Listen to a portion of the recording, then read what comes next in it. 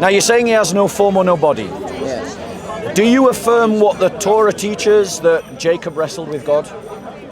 He wrestled with the conception of God. He wrestled Does that with what an the, angel is of that God. what the rabbis say or the text says? What does the text say? The story of how the Septuagint came to be written, and it talks about the changes that were put into it when they wrote it, in order that the Greeks... These are claims. These are claims. You need to give evidence. Can God's voice be separated from God himself? No. So where God's voice is, God's presence is correct? Yes. So God's presence was in the bush. Sure. And the bush had a form. Yes. So God has a form. No. Right. Go on. Explain. Fair enough. Are you keeping well? I'm very good, thank you. Good. Action! Right. You know the 9 principles that you read in your Shabbat service? 13 principles. 13 principles. Yes. Can you just recite them for us? Yes. Go on. In English, please. Okay.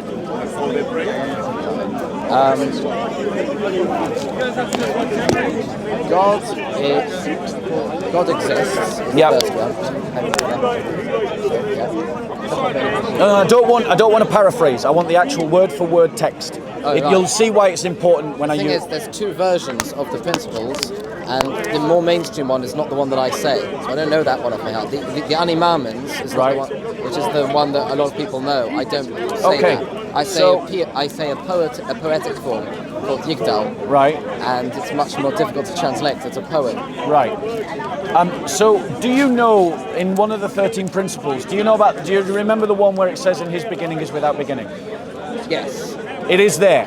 It is there. I'm not making it up. Yeah. Can you quote that one? In the poem form, I can quote it off by heart. Quote it in the poem form off by heart, and then give your best translation. Okay. Say it for the camera so everyone can hear it. I'm just getting to the... Oh, okay. I need to start from Yes, the of beginning. course. Yes.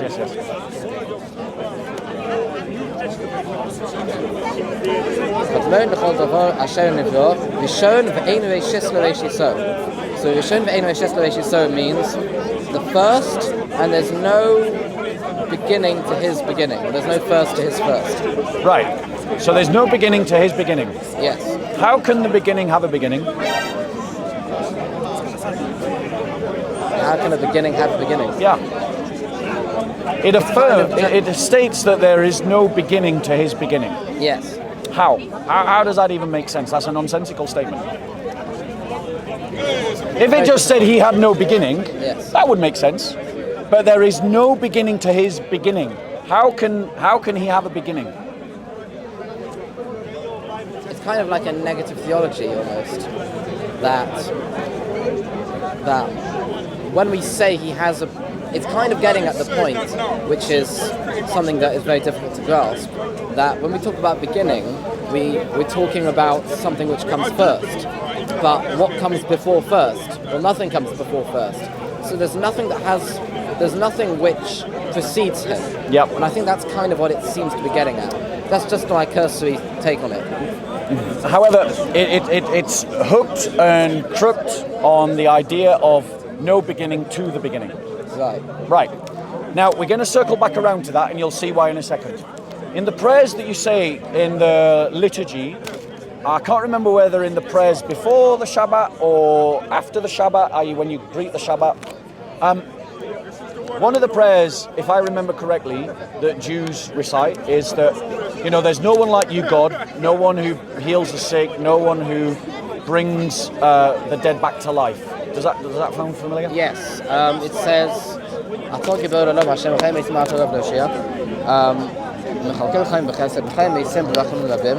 so that means he revives the dead with great mercy. He supports the fallen. Yep. And he heals the sick. Yep. And he unties those who are bound. Yep. It's okay if... Hold on. Lost my track. Oh, you're doing well. Doing well. And he establishes his faithfulness to those who are sleeping in the dust. Right. Are you aware? So am I right in understanding that the actions of healing the sick and bringing back the dead are divine actions. They're God's actions. They are actions that God does. Right. You know Christians believe that this is what Jesus does, right? Of course. Right.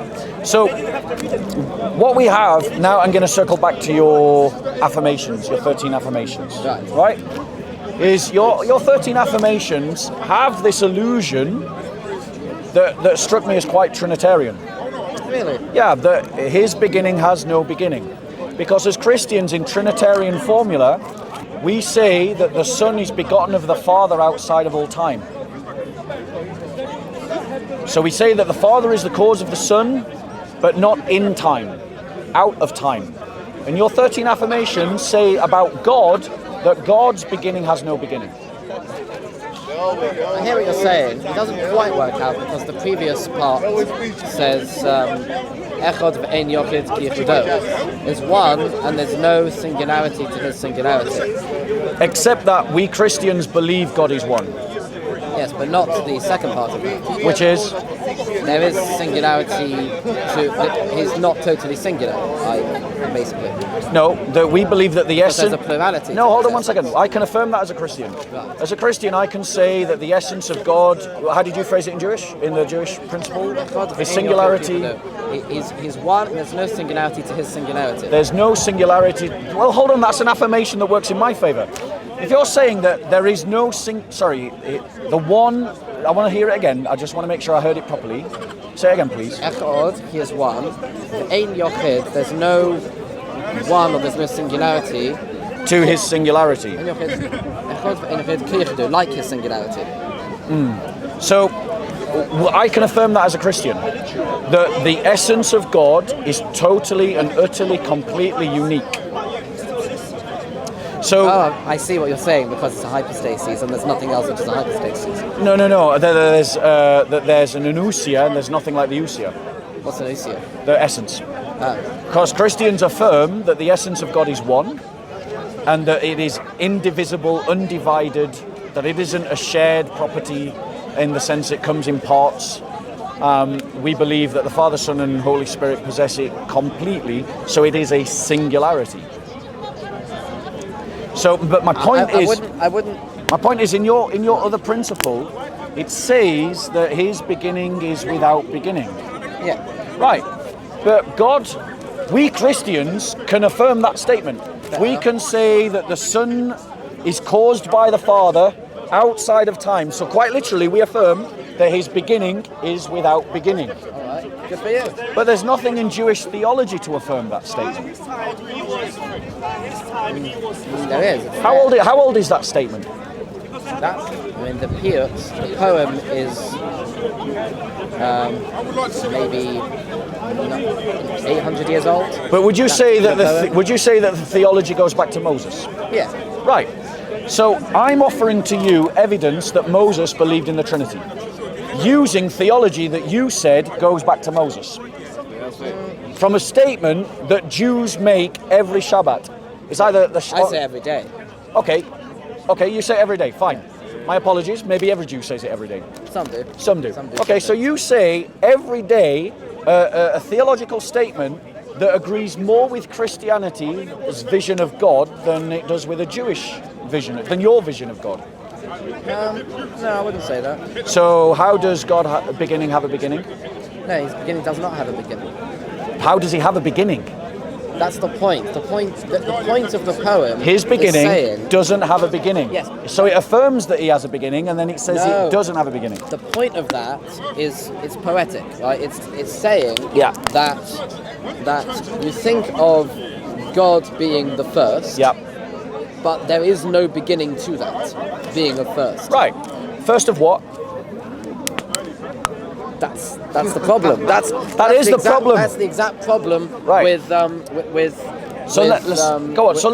with human conception of God. So let's state the entire statement again and see whose theology, mine or yours, fits more neatly into your statement.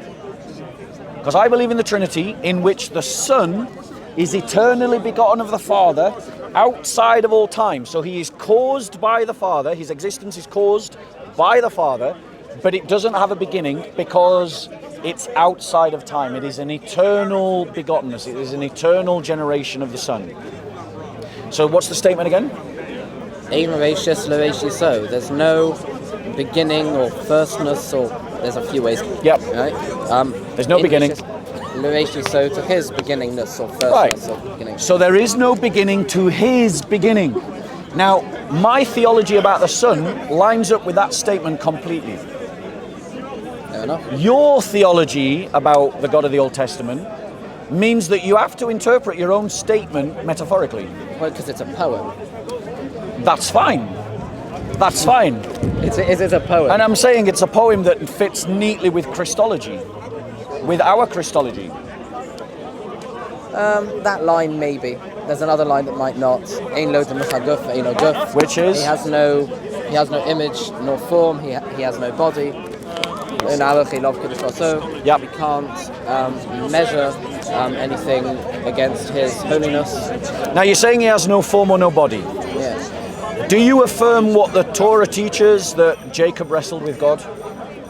He wrestled with the conception of God. He wrestled Does that with what an the, angel is of that what God. the rabbis say or the text says? What does the text say? The text says that he wrestled with God. Correct. He So, right? wait 1 second. Who am I supposed? Right, I know what you're going to say, Yeah. right? But obviously, as a Christian, I'm going to believe in the Torah over the rabbis. The rabbis are interpreting the plain text, but the text says Jacob wrestled with God.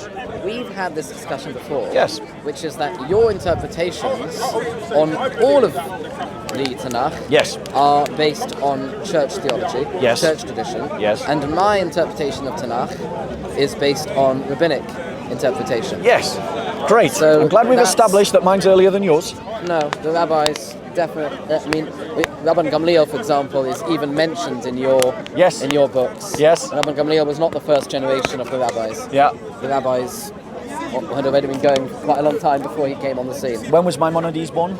Maimonides comes later, fine. How But far? there's How far later? A lot later. And is he not the rabbi that all the other rabbis go back to? No. Who's? Go back to way Give before. me before give me a rabbi before Maimonides. Give me a rabbi higher than Maimonides. Have you heard Al-Nossi? You're saying that Al-Nossi is you heard equal of or Al-Nossi? above? Wait, Way above. that's interesting. The codifier of the Mishnah. Right. So, but not all. Not I know Jews who go just to Maimonides. The Maimonides is their guy. Okay. Maimonides himself has different. And what's his name? Ram something. Rambam. Rambam. Right. Rambam, which is an acronym. Yeah. It stands for Rav Moshe ben Maimon. Yeah.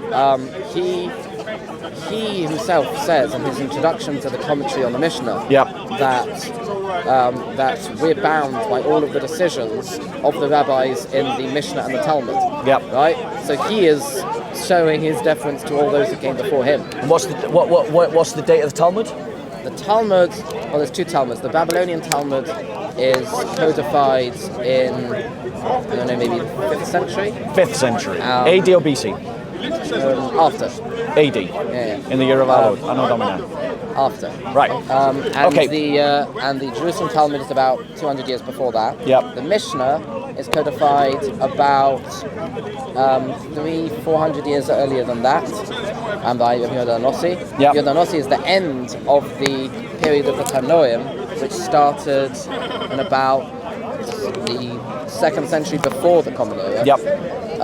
That immediately is preceded by the Zugus, which is Yep. an era that goes from the time of about just after Alexander the Great all the Yep. way until about the 2nd or 3rd century BCE. Yep. Now, I want to circle back around to the prayer, the affirmations that you make in the prayers about the attributes of God. Right. No, and actually, sorry, let's stick on the form thing, actually, because that was your counterpoint, wasn't it, the form? So, when Moses went to the burning bush, did that have a form? The bush had a form, yes. Did God speak from the bush? Yes, God spoke from the bush. Can God's voice came from the bush. Can God's voice be separated from God himself? No. So where God's voice is, God's presence is correct? Yes. So God's presence was in the bush, Sure. and the bush had a form. Yeah. So God has a form. No. Right. Go on, explain. God's presence was resting in something Yes. as a form. But God's presence does not have a form. Yes. God does not have a form. Right. does the Torah show that all the times where God takes a form and appears in form, like the story of Exodus, like the story of Jacob, like the stories where the word of God leads Abraham outside the tent, which obviously implies that there's a person-to-person relationship. Is there anything in the Torah that would justify your interpretation that these are not the forms of God? Let me think. I think if there's anything that theologically clear in the written Torah.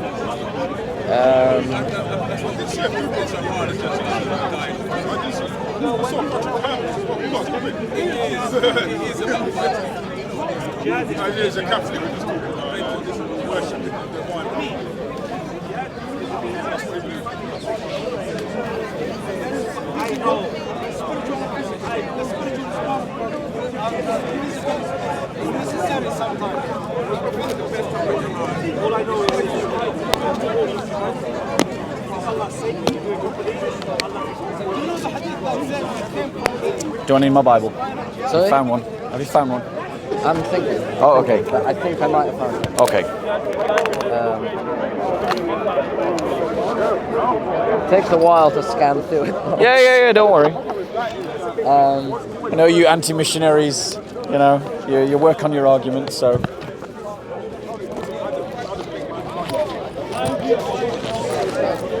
I do, by the way, think that this is a side argument. I think it's very important. I think the more important argument is the interpretation argument.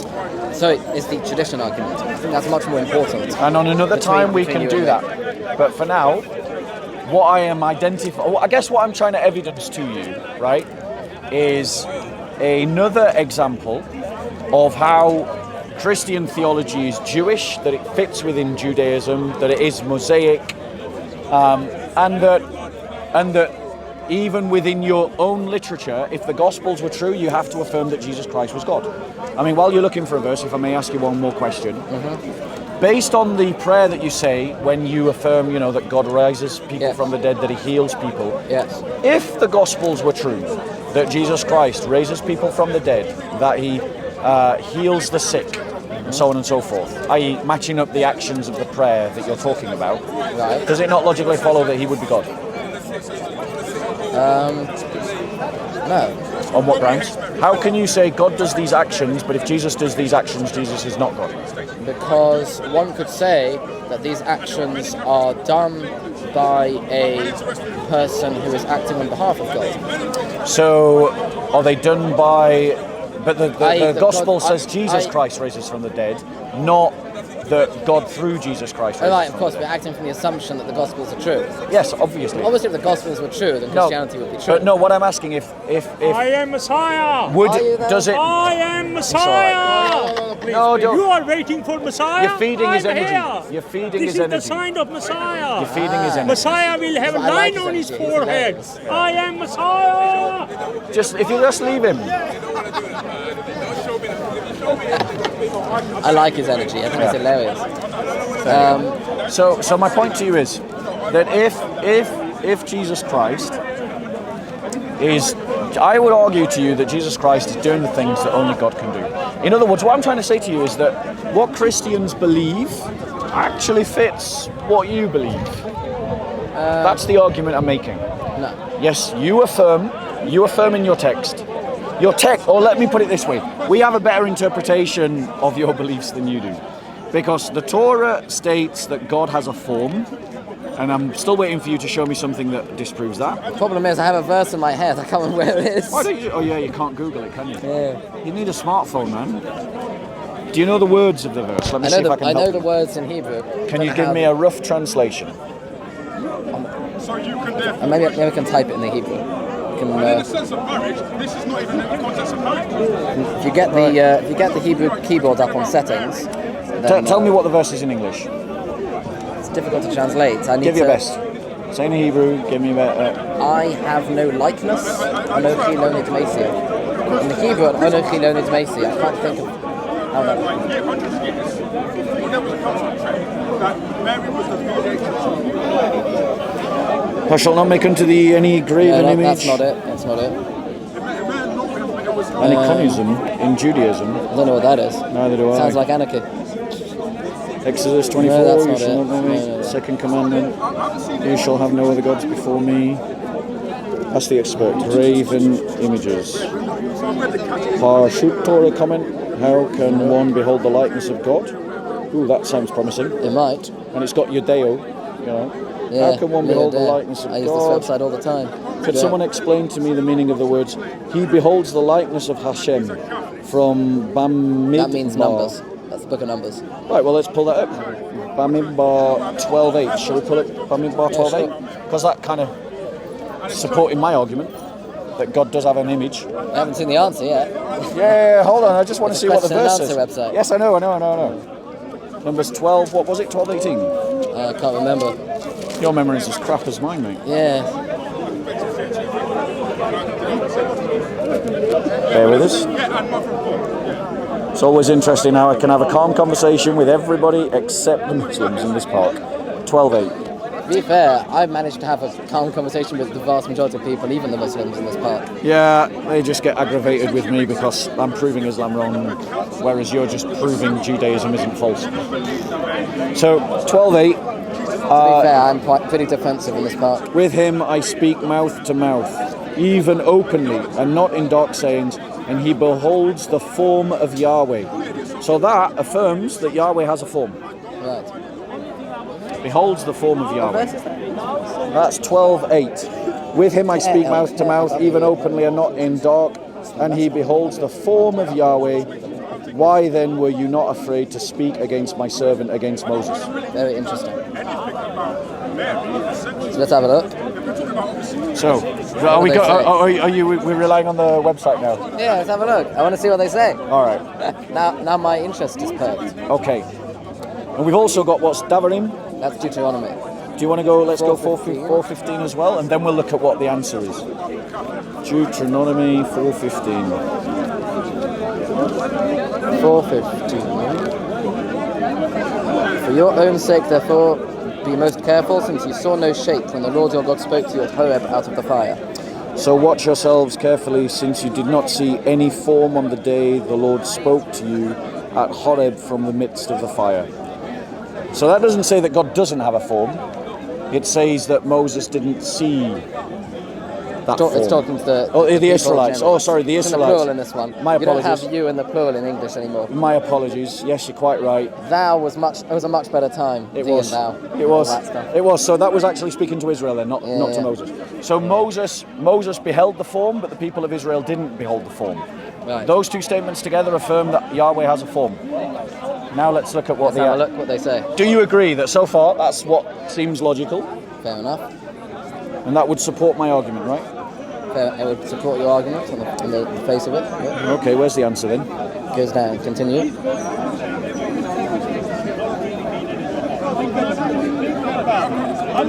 With him I speak mouth to mouth, plainly and not in riddles, and he beholds the likeness of the Lord. How then did you not shrink from speaking against my... So Rashi says, the similitude of the Lord did he behold. This refers to beholding the after effects of God's providence, just as it is stated in Exodus 33:22 and Exodus 33:23. So let's pull that up. The after effects of his providence. Exodus 33. Isn't that where God reveals himself on the mountain and he says, you will not see my face, but you will see my back parts? I can't remember. 33.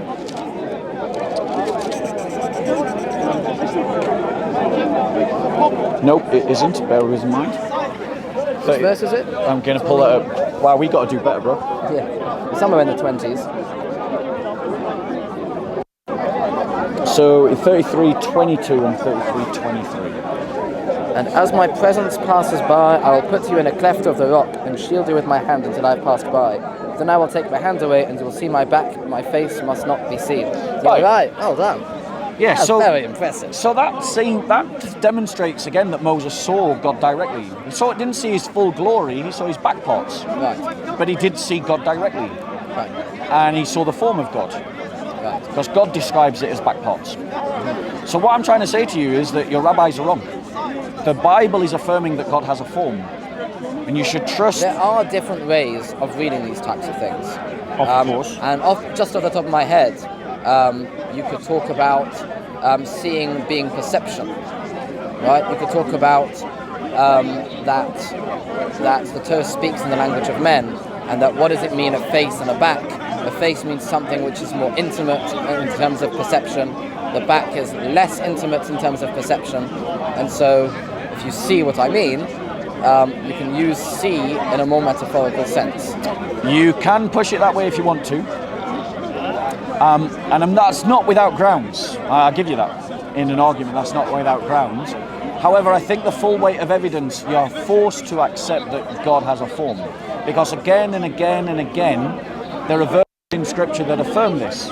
Like all the ones we've looked at so far. Right. The fact that Abraham, the Word of God, led Abraham out of the tent. That doesn't mean there's a form at all. The other verses, you've got something there. Yeah. That one you don't.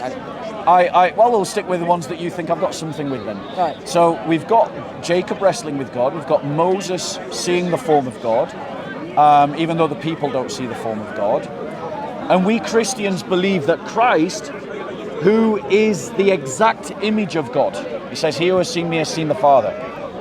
That he is the very icon of God. So one of your counter-arguments was to my argument, which was saying, because remember I was saying that your statement of belief that his beginning didn't have a beginning fits more with my theology than your theology, and you're saying, well, maybe, but there's other problems that we affirm things that contradict you, and then you said he doesn't have a form, and then I said that the Bible says that he has a form. So it's advantage point to me, because I'm demonstrating to you that your Torah says that God has a form. Again, that's not how the rabbis interpret it. I'm asking you to think about what the Torah is saying. I know, but you can't, from my perspective, and your perspective would be about the church, you can't understand the Torah without the traditional interpretations. Right. So And this you say the same with the church. Right. Which is why I believe this is a side argument. well, Which is what I said earlier. for the moment though, I want to stick to the remits of the argument, because that argument is an argument we should have, and Yes. it's an argument. And it's the more important argument. Okay, so are we saying for the moment the advantage of our discussion is with me on terms of the image? Fine, that's fine. Yeah. Yeah. So let's move it into the question of authority. Yeah. I accuse the rabbis, and therefore all the students of the rabbis, not that the students are to be blamed, and in some way the chain of narration means that no Jew is to be blamed, yeah, but at some point a minority are to be blamed, that the Jews have changed the religion of the Messiah. They have rejected the religion of the Messiah, and they have changed Judaism from what it was in the first century to something else. And they have distorted the religion, but there are echoes of the truth still within the Judaism of today. That's my thesis. Interesting thesis. And I would say to you that when we look into the historical verification of key documents, the historical verification of key figures, the historical verification of key beliefs, all of them. How are we doing, bro? I like your work. Thank you Very so good. much, I watch brother. you all the time. Here's So my card, bro. Yeah, so I just came in and did a few debates and everything. So Thanks, I'm learning Mr. from God. you. God bless. Do you There's my mind if I card. take a picture with you? Yes, of course. He says he minds. Bob is a legend. God bless you. Legend. Peace be with you. Christ is risen. Yes. Right, some dough. Yeah. Let's not be insulting. Is it insulting? Right. So it was the flippant tone that was there. It was the flippancy. No, it's my Jewish humour. Right. So yeah. So the that's my thesis, and I say that when we look at key documents, key people upon which your Judaism is influenced, all of them are after the church. A lot of them are after the church. Would you say the majority are before or after the church? Well, that's historically, obviously, the further away we get from the starting of the church, the more rabbis are going to be on this side than on that side. Yep. More time has passed. I'm talking about the big names, the Talmud, the Mishnah, the Maimonides. I'm just talking about big names. Now, is Rambam short for? Is Rambam short for another rabbi, or is it short for Maimonides? No, Maimonides means son of Maimon, which is in Greek. Or from Moses to Moses kind of thing. Oh no. There were people who said that from Moshe to Moshe. There was none like Moshe. There were people who said that about the greatness of the Rambam. Yeah. Rambam is just, and it's an acronym for his name. Yeah. Rabbi Moshe ben Maimon. Right, Rambam. Okay, got you. So that's why they call him Maimonides. Right. Okay. But my point to you is, so how do you reply to my I would argument? say that it's true that the majority of rabbis have existed since the time that the church started. Right. But I would say that that's irrelevant because of the fact that because of the fact that the huge amount of time that has passed since then. Yeah. We've got 2,000 years now since the church started, and there was only 1,300 odd years between the revelation at Sinai and the church starting. Yep. So just in terms of numbers, you're going to have more on this side of it than on the previous end of it. Yes. But it's not. But Maimonides, when was he born? Okay, he was born in the 11th century. Your Masoretic text, what's the earliest it can be dated to? In terms of written? Yeah, written document. Oh, I don't know. It can't be. I think it's about 10th century. The Talmud. It's a shame that because there was an older one that got destroyed 100 years ago in Aleppo. Probably. There was a fire. Probably. Set by the locals. What a surprise. Was that in an anti-Jewish pogrom? Or an anti-Christian pogrom? It was an anti-Jewish pogrom in Aleppo. By Muslims? Yeah, what a surprise. It was a very diverse crowd. Oh yes, they was very tolerant. 100% diverse. They were very tolerant. So, the Talmud, when we date that, the bigger part of it is 5th century. Yeah. Some of it is 200 years earlier. Right, but those bits that are 200 years earlier, even those documents, what's the earliest documentary evidence to those? Oh, I have no idea. I've never looked into that. What's the earliest written form of it? So I guess what I'm trying to make a case to you is that there's no denying that the Christian movement was a Jewish movement. Obviously, there's no denying. And there's no denying that we have access to what those first century Christians believed. Okay, that's fine. Right. That's fair. And therefore, I marshal that to demonstrate to you that what you believe emerges out of a reaction against Christianity, or a partial reaction against Christianity. That is a way of looking at it, but I would argue that the people who we believe were carrying forth the tradition were unlike your people, with a possible exception, although I don't believe it, of Paul, were in fact simply carrying on the chain from their teachers who preceded the church. And when it goes like that, it will continue back to the prophets. Jesus does not seem to have been a student of any of the torchbearers of the tradition. Yeah, and I would simply reply to that: as a Messiah, he doesn't need to be. As a Messiah, he is the embodiment of everything that the tradition points to. And as evidence to the fact that he is the embodiment of everything the tradition points to, your prayers that you say as part of the Shabbat liturgy describe God as doing certain things, and Jesus Christ does those things. Well, that's your contention, that he does those things. And they're first century Jewish documents that back me up. Okay. To be fair, they are in Greek, though. Loads of Jews. It's all Greek. No, hold on one second. You know that's a fallacious argument. It's not really. No, Jews wrote lots in Greek at that time. Yes, but not the scholars. That's also not true. It was Jews that translated the Septuagint. That was by force. They were forced to translate Torah into Greek. I don't think they were necessarily forced. No, they were. Were they? Yeah, that's the story. 72? 72 elders were taken prisoner by Ptolemy. Yeah. And he said to them, I want you to translate the Torah into Greek. And he put each one into a different cell. Yeah. Right? And they all came out with an identical with the identical Septuagint. So if you're going to accept that, then that demonstrates that the Septuagint is a reliable transmission of the Hebrew. Of course, the original Septuagint is a reliable transmission of the Hebrew. Great. And it had authoritative understanding within the church because they were using the Septuagint. It's possible that they were. I don't know if that's true, because when we look at, especially if we look at certain verses, actually that's not a good argument at all, because the Septuagint was only of the 5 books. The verses I was about to pick out are outside of the 5 books. Yes. What I can say is the Septuagint that we have today is certainly not the original. How do you know? Because we have, because in Tractate Megillah, it gives the story of how the Septuagint came to be written, and it talks about the changes that were put into it when they wrote it, in order that the Greeks... These are claims.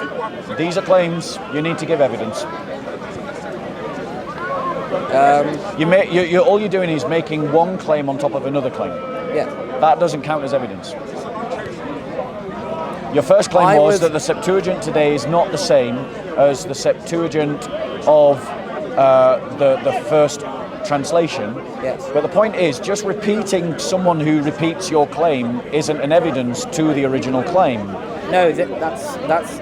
I literally just had this argument with a Muslim who literally just quoted a website that repeated his claim.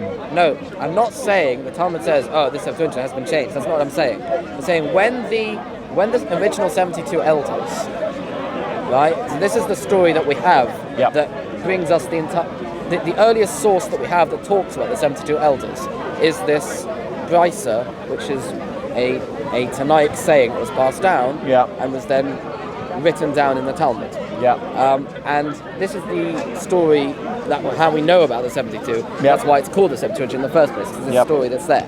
So in this story, it gives a list of things that the scholars who wrote their translation changed when they translated it, because they didn't want the Greeks to get a wrong understanding of the text. So one of the... Oh, actually, there is a good example of this. One of the examples of this is very famously in Genesis 1:26, right, where the verb is in the plural, but the Jewish understanding was not that this means there's multiple gods, and so what the scribes all did was they all translated it as if it was in the singular. Hello. But that would be an accurate translation.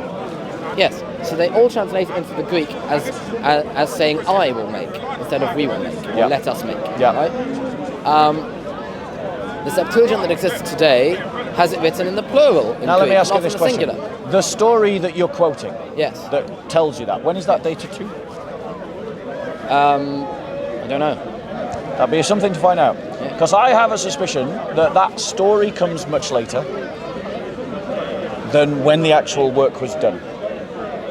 And I think this is what I mean, that the rabbis or certain rabbis have molded the Judaism that you follow to try and turn you away from the evidence that actually points towards Christ.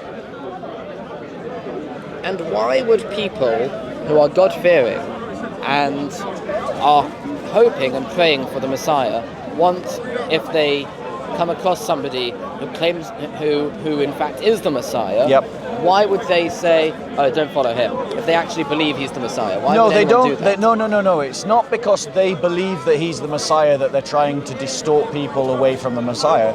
It's because they don't believe that he's the Messiah. No, hold on one second. But they are distorting the evidence because the evidence was and still has echoes that is in our favor. Like the two examples that I've given you. You have echoes of the truth that Judaism pointed towards Jesus in your own religion. Those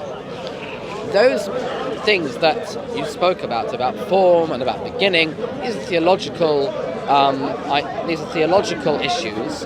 They're not they're not issues about who are we looking for in a Messiah. Yeah, and in terms of, but they do actually. No, because hold on one second. When you believe that the Messiah comes, Yes. right, he's going to be essentially God's representative on earth, right? Yes. He's going to be the king of the Jewish people. Right. He's going to preside over the ingathering of the exiles, the Yep. new world peace, and all these things. Right. And you've heard it a million times, I'm sure. Yes. Right? Right. So he's literally working from God's authority, isn't he? Yeah, yeah. So he's sharing God's authority, isn't he? No. Are you sure? 100%. If someone Not speaks, sharing. yes, he's sharing. No. Yes, he is. Your own scriptures, does it not, says that God said to Moses, "I will make you God to Pharaoh." Moses is an exception because Moses. That's special pleading. No, it's not because in Deuteronomy it says that there's no prophet like Moses. Is the Messiah going to be like a prophet like Moses? No. Deuteronomy 18. And I will raise up for you a prophet like unto Moses. In what sense? And then the verse continues and tells us in what sense. Yeah, that he speaks in the name of Yahweh. No, in that just like Moses spoke to God face to face. Let me get the thing up.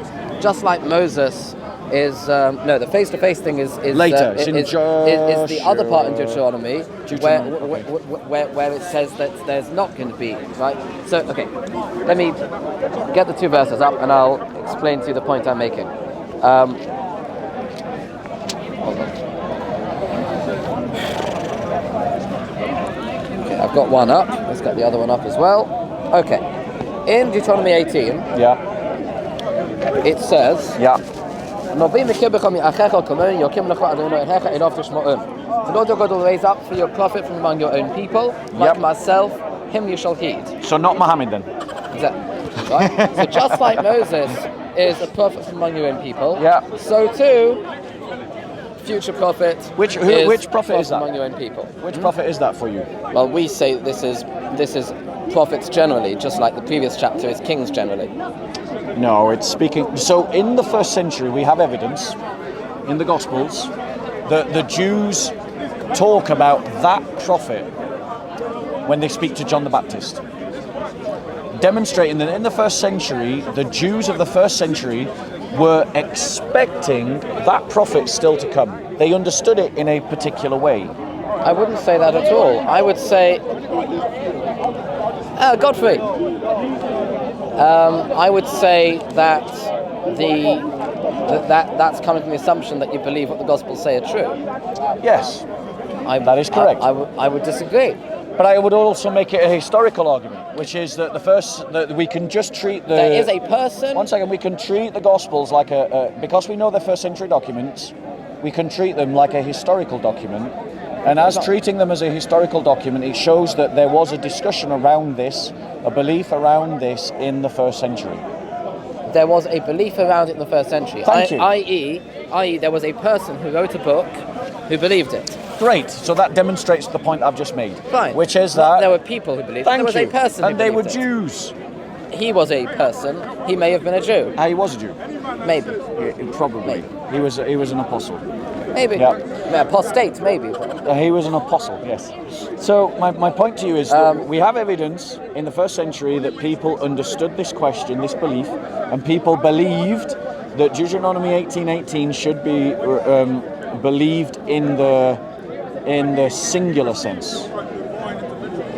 If you look at Deuteronomy not in the 17, generic sense. if you look at Deuteronomy 17, verse number 15. Right, let's go there. You shall surely set a king over you whom the Lord God chooses, one from among your countrymen. You shall set a king over yourselves. You may not put a foreigner over yourselves who is not your countryman. Yeah. Yep. So this is in the singular, yet we know they did this multiple times. Yes. This is not just a rule about one king. But each time they did it, was it singular? Yes, each time. Okay. And so the same by prophets. Yeah. Right? Each time there was a prophet that came after Moses. Yes. Right? So whether it was Joshua, yes. or Samuel, yes. or David, or Solomon, yes. or Nathan, or whoever, yes. right? They're all people who are they're all like Moses in the ways that it demonstrates here. And I'm saying to you again that we have first century evidence that there were Jews that interpreted this as being about a specific person. And I am saying to you, again, my thesis is that the rabbis that you follow, the tradition that you follow, distorts the original Judaism of the first century that pointed towards Jesus Christ. The And historical your evidence that we have- reinterpretation of Deuteronomy 18. As a proof to that fact, which rabbi says what you've said? Rashi says it. A number of people say it. Rashi? When was He's one he? of them. When was he? The 11th century. AD or BC? After. AD. Yes. So that's my point. You're using I know Rashi. You're using Rashi's 11th century AD to reinterpret something when I can demonstrate that you've got a first century understanding that Deuteronomy 18:18 is about a specific individual. Now, why do you think, given that was Rashi in the Christian world? Yes, he was. He was in northern France. Do you think Christians were using Deuteronomy 18:18 in the way that I am? Probably. It was So in do their you think Gospels. that they may have been reasons why Rashi wanted to move away from that way of understanding the text? You could frame it like that. I am framing it like that. I am literally saying that is what is happening. I know that's how you frame it. Because what I'm trying to do is I'm trying to give you good I reasons. know what you're trying to do. I'm trying to give you good reasons to see that possibly the understanding of Judaism that you have might not be full or correct. In which case, if you want to make that claim, which you are, I am. obviously, And I am presenting evidence. right, you would have to then go and tell me what was it about Jesus that the rabbis missed? Why is it that when they were looking for a Messiah and this guy came along Yep. and they didn't think he was the Messiah, why didn't they think that?